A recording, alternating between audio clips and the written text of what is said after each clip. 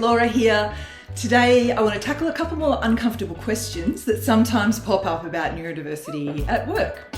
And they're questions related to a theme. And sometimes you'll hear this expressed as someone asking, will other people think they have to tiptoe around their neurodivergent colleagues? Or somebody might ask, aren't our people just going to use neurodivergence as an excuse for bad behaviour if we embrace neurodiversity at work? These questions aren't really about neurodiversity, they're about culture. If your workplace already avoids having candid, respectful conversations, then yes, people might tiptoe, but that's not about somebody being neurodivergent. That's about the culture that's been allowed to grow around you. In fact, focusing on neuro-inclusion can actually improve things. It creates opportunities for leaders and teams to get better at those open, constructive conversations about expectations, needs, and performance.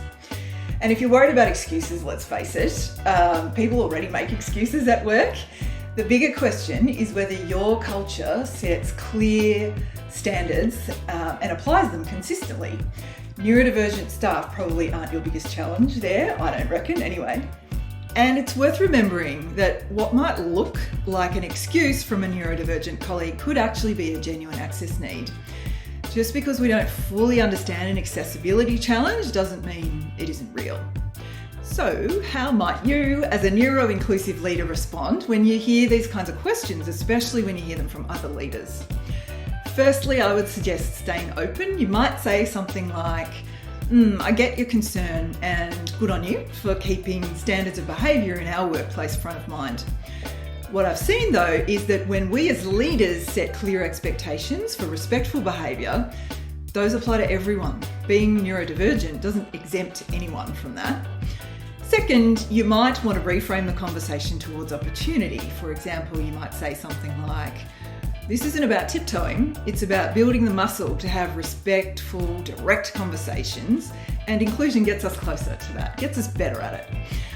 And finally, you might even like to take a moment to reflect for yourself. Are you still modelling the culture you want to see, that fairness, clarity and respect across the board? Because if we get this right, neuro-inclusion doesn't mean excuses or tiptoeing. It means stronger cultures, clearer expectations and better performance.